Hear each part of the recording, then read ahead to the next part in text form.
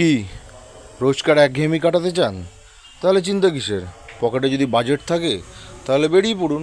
আর যদি বাজেট না থাকে, কম বাজেটের মধ্যে, তাহলেও আমি আছি। আপনাদের সকল তথ্য তুলে দেবো তারাপীঠ আর এই গাইড থেকে। তবে হ্যাঁ, ভিডিওটা স্কিপ করলে কিন্তু অনেক কিছু মিস করে যাবেন, তাই জন্য একদম স্কিপ না করে পুরোটা দেখুন। যে মায়ের একদম মন্দিরের গেট থেকে ভেতরে চলে গেলাম। ভেতরে চলে এসে প্রথমেই মাকে একটু দর্শন করার চেষ্টা করলাম, তারপর লাইনে দাঁড়িয়ে পুজোটাও দিয়ে দিলাম ঠিক করে। ভক্তি করে তো পুজো দিলাম, কিন্তু এখানকার যে গল্প শুনলাম, মাথা হাত ওরে বাবা। এখানে 500 টাকার একটা ভিআইপি লাইন আছে আর একটা নর্মাল লাইন আছে। এখন 500 টাকা খরচা করে কে যাবে বলুন তো? তাই জন্য অগত্যা নর্মাল লাইনে দাঁড়িয়ে পড়লাম। আর খাওয়ার দাওয়ার নিয়ে তো চিন্তা করবেনই না। এখানে হোটেল কাম খাবার দাবার দোকানের প্রচুর সম্ভার আছে, আপনারা যেখান থেকে খুশি খেতে পারেন। তো চলুন এবারে মূল মন্দিরে ঢুকলাম। মন্দিরের মধ্যে ঢুকে দেখি তো প্রচণ্ড ভিড়, কারণ সারা বছর অগণিত ভক্ত এখানে এসে পুজো দেয়, মাকে দর্শন করে এবং মনস্কামনা পূরণের জন্য মায়ের সঙ্গে আত্মিক যোগাযোগ স্থাপনের চেষ্টা করে। এরপর এই দিকটা দেখছেন, এই দিকে কিন্তু মানুষের মনস্কামনা পূর্ণ করার জন্য এই যে এসবগুলো বেঁধে রেখেছে, এগুলো সব বেঁধে রাখে।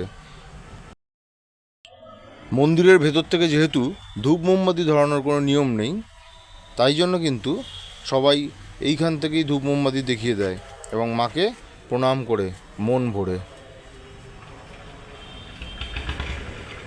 এবারে আমরা চলে এলাম তারাপীঠের সংলগ্ন যে শ্মশান, সেই শ্মশানে। এই শ্মশান কিন্তু খুব জাগ্রত, তাই জন্য প্রথমেই চলে এলাম মায়ের পাদপদ্মের জায়গায়। এখানে কিন্তু মায়ের একজোড়া পা রাখা আছে। এইখানে কিন্তু সকলে মাথা ঠেকিয়ে খুব ভক্তি করে প্রণাম করছে। সেখান থেকে চলে এলাম শ্মশানের ভেতরে। এসেই দেখি বামাখ্যাপার একটা মূর্তি রয়েছে এখানে, এবং এই যে এখানে যারা যারা বসে আছে দেখছেন, তারা কিন্তু প্রত্যেকেই বামদেবের একনিষ্ঠ ভক্ত। এরা কিন্তু এই চেয়ে চিনতে ভিক্ষা করেই কিন্তু এদের দিন যাপন করে।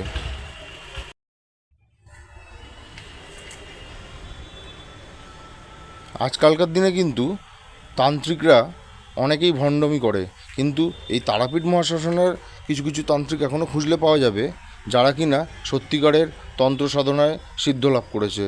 স্বয়ং বামদেব এখানে আছেন যে। তো তাই জন্য এখানে এসে যদি কেউ মনস্কামনা পূরণ করতে চান, তাহলে অবশ্যই করতে পারেন।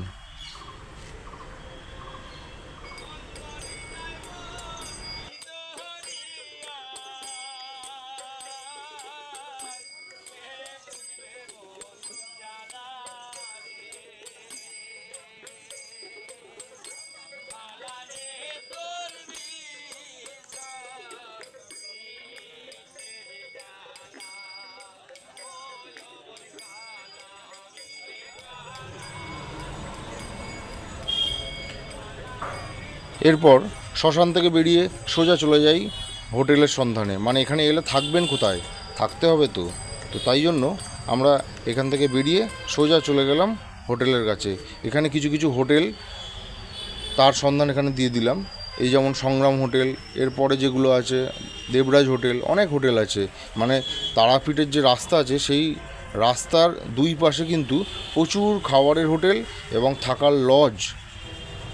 এরা কিন্তু এইগুলো কিন্তু আপনারা সব সময় অ্যাভেলেবেল পাবেন। তবে হ্যাঁ, একটু দাম দর করে অবশ্যই নিতে হবে। তার কারণ এখানে পিক সিজন অফ সিজন বলে কিছু থাকে না। এখানে যেহেতু সারা বছরই অগণিত ভক্ত এখানে সমাগম হয়, তাই জন্য কিন্তু একটু দাম দর করে নেবেন। তাই জন্য দাম দর করে নিলে এখানে কিন্তু আপনারা কিছুটা সুবিধা পেতে পারেন। এবং যারা বয়স্ক মানুষ, তারা চেষ্টা করবেন এই মন্দির সংলগ্ন যে লজগুলো আছে সেখানে থাকার, কারণ মন্দির কিন্তু খুব কাছেই পেয়ে যাবেন আপনারা।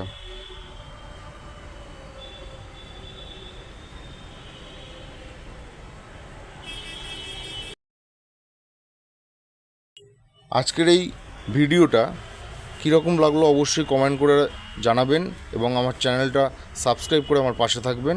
দেখা হচ্ছে পরবর্তী ভিডিওতে খুব তাড়াতাড়ি। ততক্ষণে সকলে ভালো থাকবেন, সুস্থ থাকবেন।